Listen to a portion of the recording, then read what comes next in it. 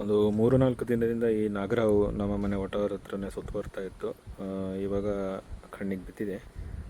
So ಒಂದು animal care ಇದ್ದಾರಲ್ಲ ನಮ್ಮ ಸಾಲಿಗ್ರಾಮದ ಐತಾಳ್ರಿಗೆ ಕಾಲ್ ಮಾಡಿ ಹೇಳಿದ್ದೇನೆ, ಈ ಥರ ಒಂದು ನಾಗರಹಾವು ಮಲ್ಕೊಂಡಿದೆ ಅಂತ ಹೇಳಿ. ಸೊ ಅವರು ಒಂದು 5 ಮಿನಿಟ್ಸಲ್ಲಿ ಬರ್ತೇನೆ ಅಂತ ಹೇಳಿದ್ದಾರೆ. ಆನ್ ದ ವೇ ಇದ್ದಾರೆ, ಬಂದು ತೊಗೊಂಡು ಹೋಗ್ತೇನೆ ನಾನು ಅಂತ ಹೇಳಿದ್ದಾರೆ. ನೋಡುವ ಅವ್ರು ಬಂದ ಮೇಲೆ ಹೇಗೆ ಹಿಡಿತಾರೆ ಅಂತೇಳಿ.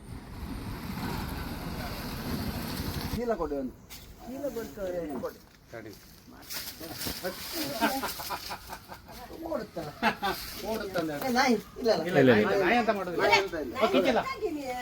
ಅದೇ ಅತ್ತ ಚೀಲ ಅಲ್ಲೇತಲ್ಲ.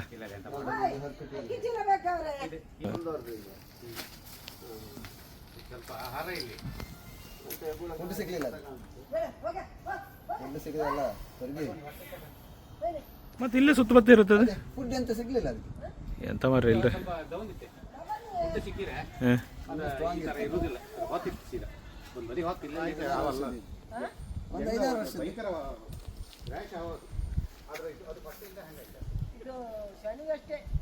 ಒಂದು 5-6 ವರ್ಷ ಎಂತದು ಕಾಡಿ ಬಿಡುವಕ ಕಾಡಿ ಬಿಡ್ತೀನಿ, ಹಿಂಗೆ ಮೇವು ಸಿಕ್ಕತ್ತ.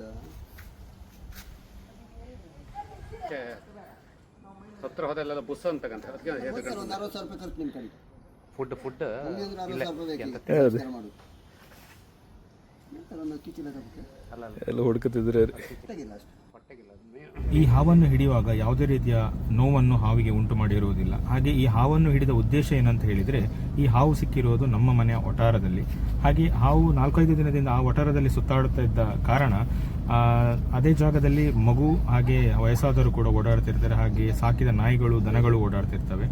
ಹಾವಿನಿಂದ ಉಳಿದ ಪ್ರಾಣಿಗಳಿಗೂ ಹಾಗೂ ಮನುಷ್ಯರಿಗೂ ತೊಂದರೆ ಆಗುತ್ತದೆ ಅಂತ ಹೇಳಿ, ಅಥವಾ ಉಳಿದ ಪ್ರಾಣಿಗಳಿಂದ ಹಾವಿಗೆ ತೊಂದರೆಯಾಗಿ ಮುಂದೆ ಅದಕ್ಕಿಂತ ದೊಡ್ಡ ಅನಾಹುತ ಆಗುವ ಅದನ್ನು ತಪ್ಪಿಸಲಿಕ್ಕೋಸ್ಕರ ಈ ಹಾವನ್ನು ನಾವು ಸಂರಕ್ಷಿಸಿ ಕಾಡಿಗೆ ಬಿಡುವ ವ್ಯವಸ್ಥೆಯನ್ನು ಮಾಡಿದ್ದೇವೆ. ಹಾವನ್ನು ಸಂರಕ್ಷಿಸುವವರು ಹೇಳಿದ ಪ್ರಕಾರ ಈ ಹಾವು 4-5 ದಿನದಿಂದ ಅದೇ ವಟಾರದಲ್ಲಿ ಸುತ್ತಾಡ್ತಾ ಇರುವ ಕಾರಣ ಅದಕ್ಕೆ ಸರಿಯಾದ ಆಹಾರದ ವ್ಯವಸ್ಥೆ ಸಿಗದೆ ಅದು ತುಂಬ ನಿಶಸ್ತವಾಗಿತ್ತು. ಹಾಗೂ ಇನ್ನು ಮುಂದಿನ ದಿನಗಳಲ್ಲಿ ಅದಕ್ಕೆ ಬೇರೆ ರೀತಿಯ ಅನಾಹುತ ಆಗುವ ಸಾಧ್ಯತೆ ಕೂಡ ಇತ್ತು ಎನ್ನುವ ಕಾರಣವನ್ನು ಕೂಡ ಅವರು ಕೊಟ್ಟಿರುತ್ತಾರೆ.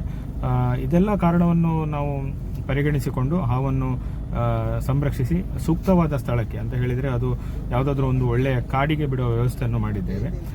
ಇದರಿಂದ ಹಾವಿಗೆ ಯಾವ ರೀತಿಯ ತೊಂದರೆಯನ್ನು ನಾವು ಉಂಟು ಮಾಡಿರುವುದಿಲ್ಲ. ನಮ್ಮ ಉದ್ದೇಶ ಪ್ರಾಣಿಗಳನ್ನು ಸಂರಕ್ಷಿಸಿ ಪೋಷಿಸುವಂಥದ್ದು. ಧನ್ಯವಾದಗಳು.